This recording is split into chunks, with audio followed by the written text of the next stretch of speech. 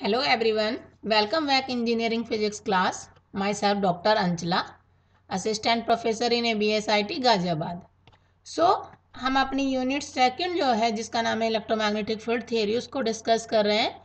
तो आज का जो हमारा टॉपिक है बड़ा इंटरेस्टिंग टॉपिक है जिसका नाम है Poynting vector and Poynting theorem. तो सबसे पहले हम ये समझते हैं कि what is the Poynting vector and Poynting theorem.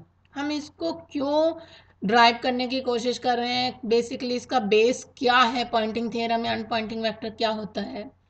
हमने इससे लास्ट लेक्चर में इलेक्ट्रोमैग्नेटिक वेव की बात की थी, जो बताया था आपको कि electromagnetic waves are coupled oscillating electric and magnetic field that moves with the speed of light and exhibit wave behaviour.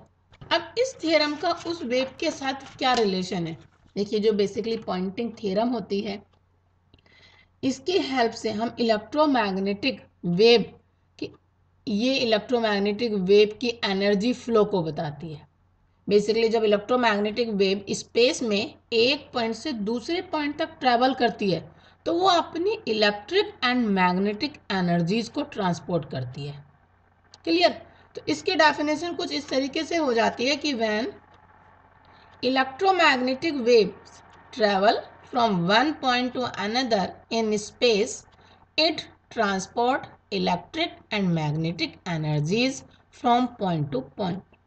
And the rate of this energy transfer can be expressed in terms of electric and magnetic field strength of the wave. The rate of flow of energy per unit area in electromagnetic wave can be described bye A vector S. इसको हम एक vector S से describe करते हैं जिस vector को बोला जाता है Poynting vector. Is called the Poynting vector. और पॉइंटिंग वेक्टर एस की वैल्यू क्या होती है कि S equal to, this is the vector quantity, E cross H, electric and magnetic field की क्रॉस प्रोडक्ट को बोलते हैं पॉइंटिंग वेक्टर एस. और इसकी जो यूनिट होती है वो होती है watt per metre square, because this is the rate of flow of energy per unit area. तो हम इसकी यहाँ पे यूनिट भी लिख सकते हैं कि the unit of Poynting vector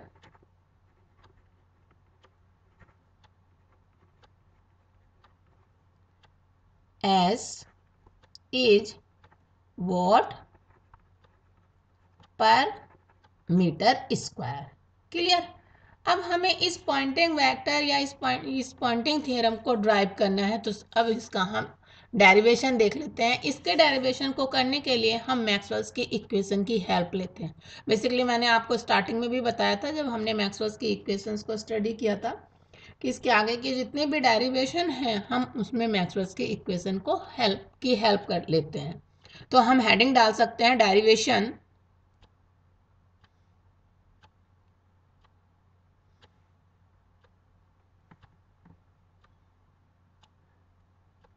derivation. ठीक है. तो इसके डेरिवेशन के लिए हम क्या करेंगे, अपनी मैक्सवेल्स की इक्वेशंस लिखेंगे. हम यहाँ पर मैक्सवेल की थर्ड एंड फोर्थ इक्वेशन को लिखते हैं कि द मैक्सवेल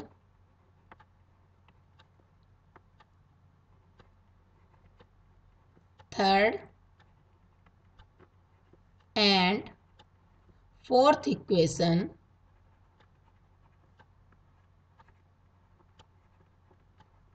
थर्ड इक्वेशन को याद करिए जरा, क्या थी, del cross E equal to minus del B over del T. इसको हमने यहाँ पर इक्वेशन 1 का नाम दे दिया.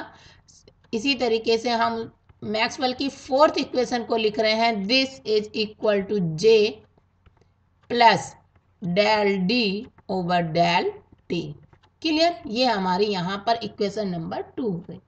अब यहाँ पर देखिए हमें करना क्या होता है, जो इक्वेशन 1 है उसको तो हम एच की डॉट प्रोडक्ट लेते हैं उसकी, और जो इक्वेशन 2 है उसके साथ हम बी ई की डॉट प्रोडक्ट लेते हैं और आपस में उन इक्वेशंस को सब्ट्रैक्ट कर देते हैं. तो हम अपना स्टेटमेंट लिख सकते हैं कि taking dot product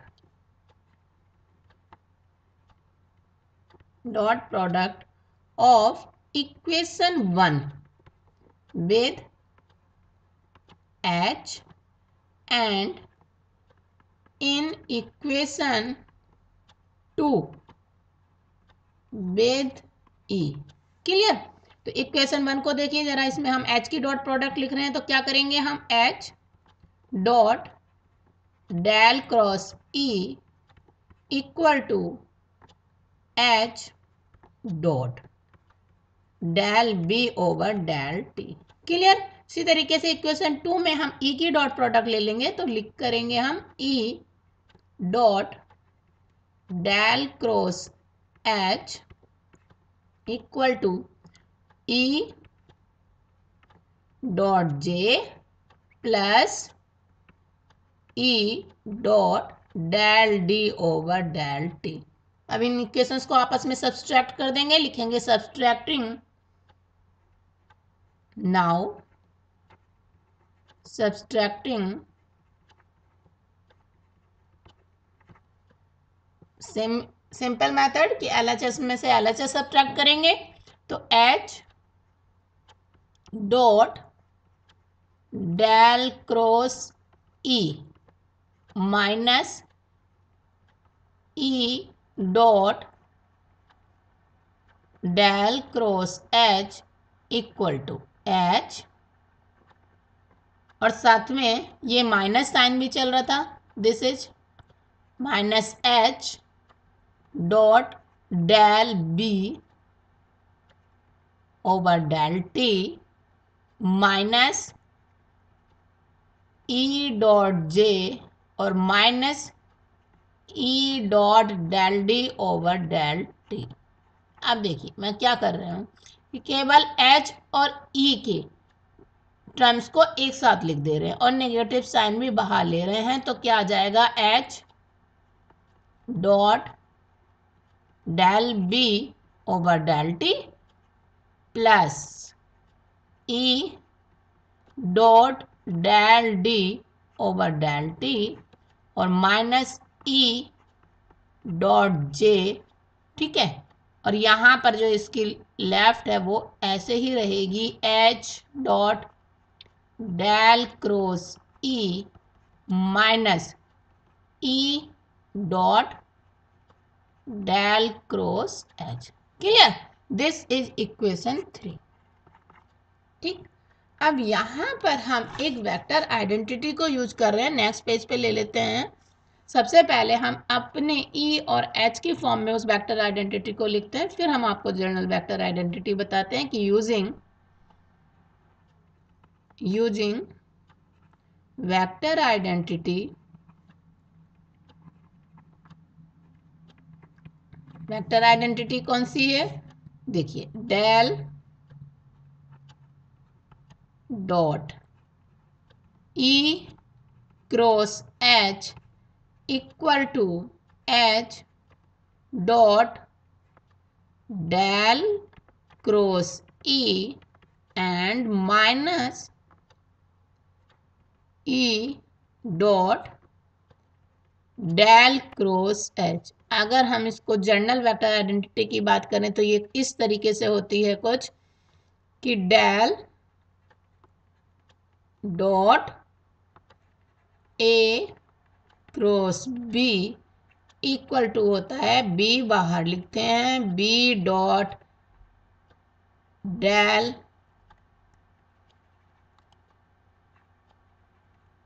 dot del cross A minus A dot del cross B। ये कुछ जनरल वेक्टर आइडेंटिटी होती है जिसको हमने E और H के फॉर्म में यूज करा, तो ये इस तरीके से बन गई।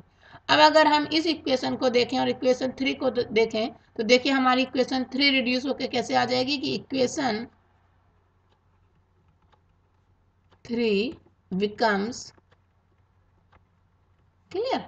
तो इक्वेशन 3 में LHS ये आ जाएगा। ठीक है, तो क्या होगा, del dot E cross H equal to minus H dot del B over del T plus E dot del D over del T और माइनस ई डॉट जे। ये हमारी इक्वेशन 3 कुछ रिड्यूस होकर इस फॉर्म में आ गई। क्लियर। अब देखिए हमने क्या करना है कि हम D और E का जो रिलेशन होता है एंड B और H का जो रिलेशन होता है उसको हम यहाँ पर यूज करेंगे। ठीक है, तो हम लिख सकते हैं यहाँ पर कि यूजिंग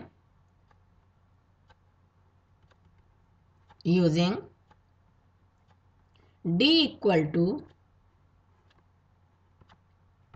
एप्सिलॉन E, जो इलेक्ट्रिक फील्ड वेक्टर E और D के बीच में क्या रिलेशन होता है, D equal to epsilon naught E and B equal to mu H। ठीक, देयरफॉर सभी वेक्टर क्वांटिटीज हैं ये।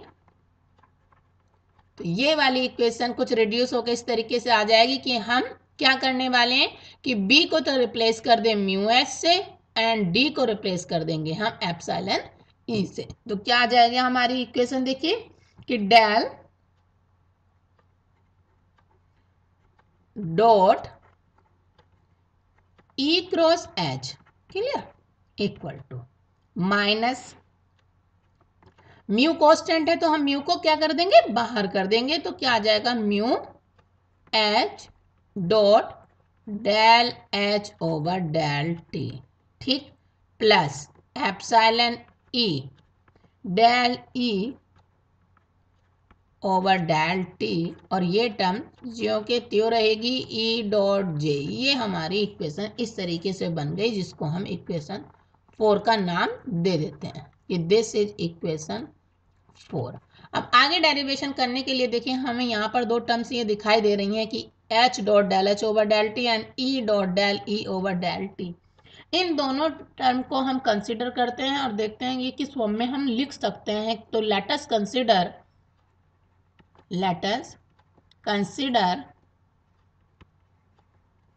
क्या टर्म कंसिडर कर रहे हैं हम यहाँ पर कि किसकी वैल्यू हमें निकालनी है, H dot del H over del T की। तो ये हम देखिए इस टर्म को कंसिडर करेंगे तो क्या वैल्यूज हमें मिलती हैं, this H dot del H over del T plus H dot del H over del T, this is the twice H del H over del T.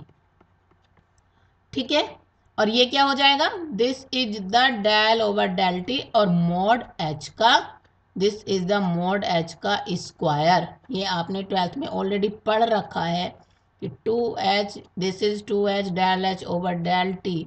तो अगर यहां से हम वैल्यू देखें H dot del H over del T तो क्या मिलेगी हमें, ये 2 इधर पहुंच जाएगा, क्या हो जाएगा half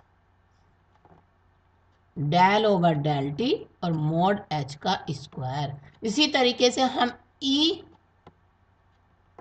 dot del E over del T की वैल्यू निकाल सकते हैं जो ऑलरेडी इक्वल आएगी del over half del over del T और मॉड E का स्क्वायर।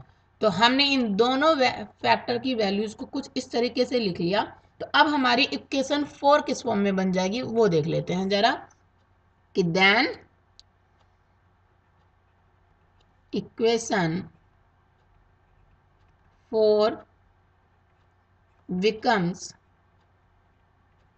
हम रिप्लेस कर देंगे उन दोनों क्वांटिटीज को। तो जो LHS है वो तो हमारी वही रहेगी, del dot E cross H, ये चल रही है हमारी LHS। इधर क्या बन जाएगा, minus del over del T half mu और मॉड H का square plus half epsilon mod E का square, clear, and minus E dot J।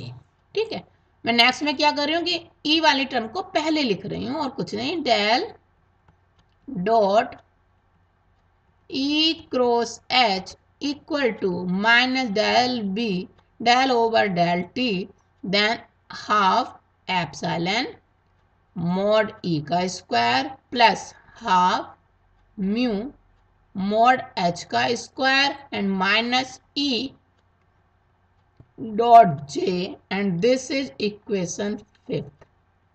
Simple. अब पूरी इक्वेशन पर हम इंटीग्रेटिंग कर रहे हैं और ओवर वॉल्यूम v, तो करेंगे हम इंटीग्रेटिंग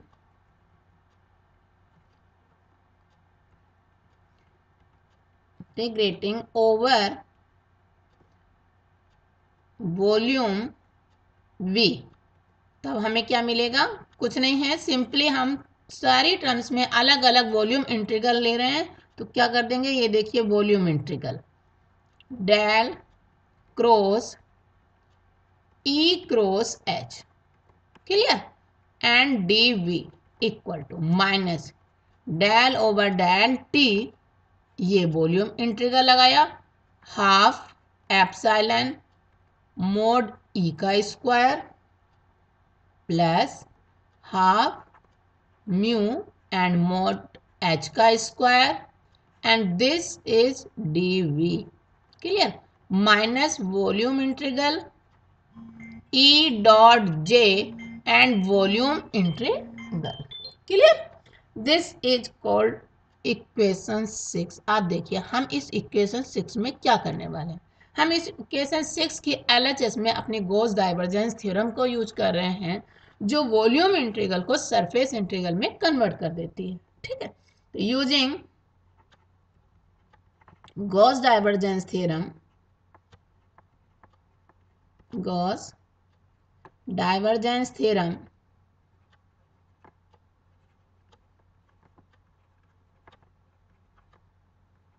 एलएचएस में, तो क्या से लिख सकते हैं हम इसको, volume integral del dot E cross H D we equal to surface integral E cross H and D S.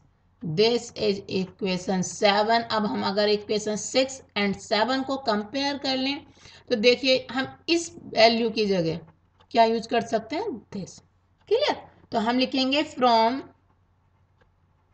Equation 6 and 7, तो अब देखिए हमें क्या मिलेगा, surface integral E cross H, clear, d s, और राइट पोर्शन वही रहेगा जो है del over del t volume integral half epsilon mod का square plus half mu mod H का square d v, and minus volume integral E dot J D we.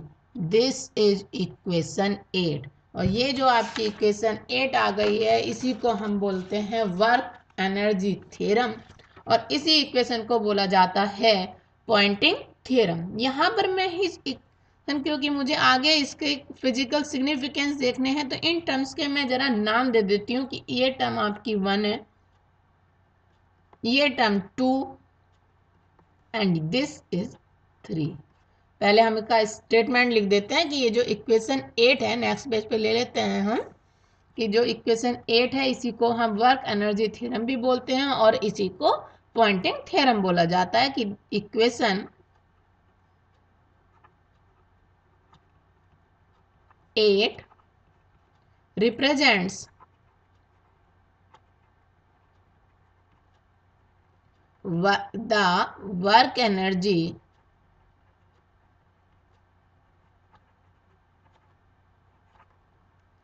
theorem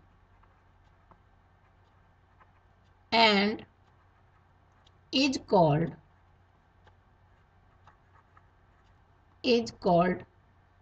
pointing theorem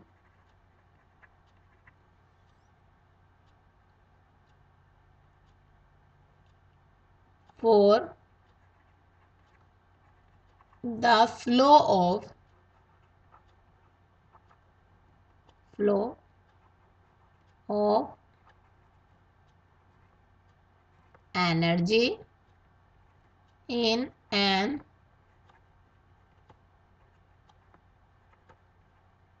electromagnetic wave.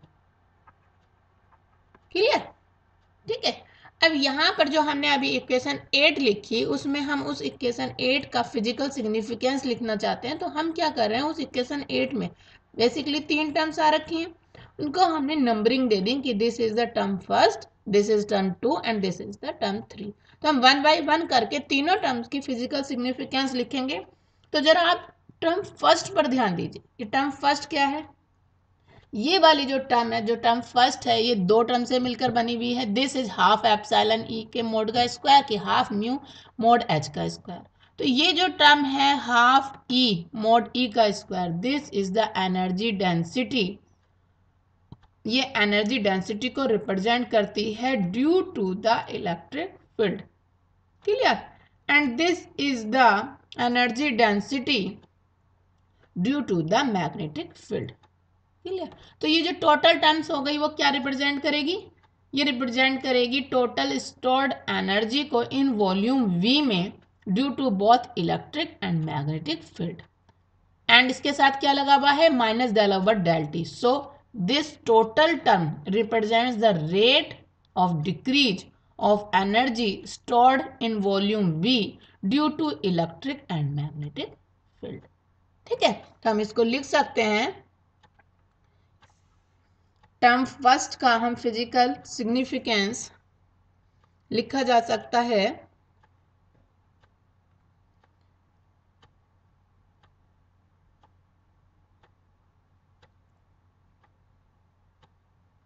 देखिए, हम यहां पर लिख देते हैं term first का फिजिकल सिग्निफिकेंस टर्म 1। ठीक है, अलग अलग करके हम इसको लिख देते हैं कि टर्म हाफ एप्सिलॉन मोड का स्क्वायर क्या रिप्रेजेंट कर रहा है? कि represents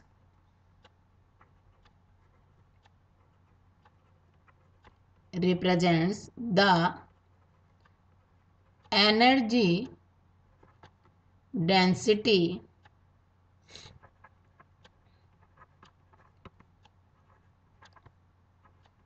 due to electric field.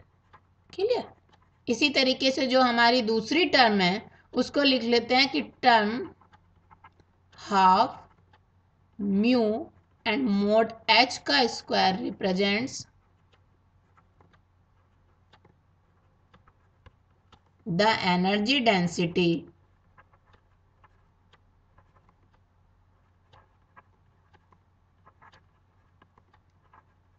Due to magnetic field. Clear? तो ये जो टोटल फील्ड हो गई हम उसको लिख देते हैं कि उसका क्या फिजिकल सिग्निफिकेंस हो गया। हेंस द टर्म कौन सी है?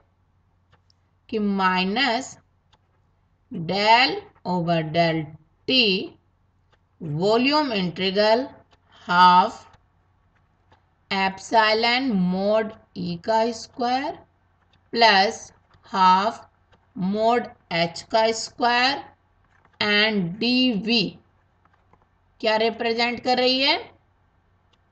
Represents the rate of decrease of energy stored in volume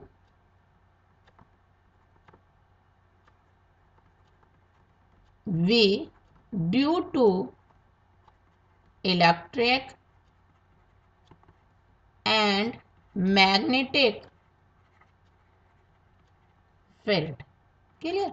तो हमने इस तरीके से करके अपनी इक्वेशन 1 का फिजिकल सिग्निफिकेंस लिख लिया। अब बात आती है, अब आप इक्वेशन पे देखिए, अब बात आती है टर्म 2 की। ठीक है, लिखते हैं हम टर्म, देखते हैं हम टर्म 2 को। तो लिखेंगे टर्म 2, और टर्म 2 क्या है उसको लिख देते हैं volume integral E dot J D V. देखिए यह किसको रिप्रेजेंट कर रही है, बेसिकली ये पावर डिसिपेटेड को रिप्रेजेंट करती है, कि represents the total power dissipated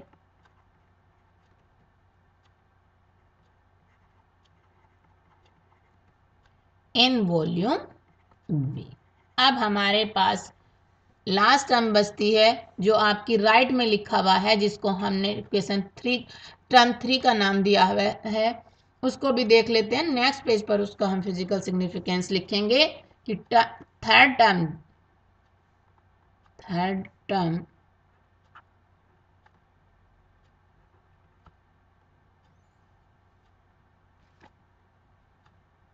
3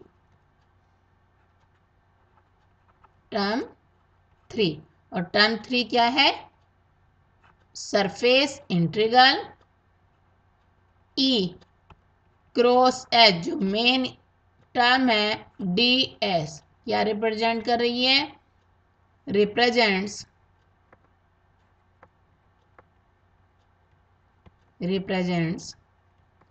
the rate of flow of outward energy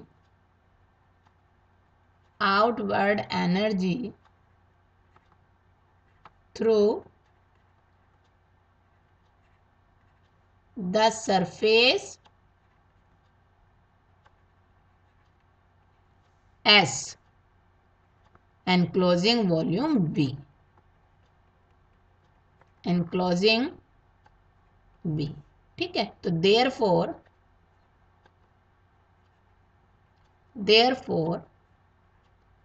E cross H equal to pointing vector S is a measure of rate of energy flow per unit area and S is known as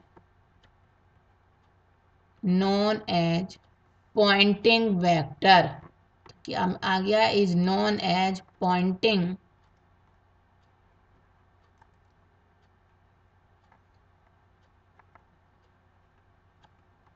vector.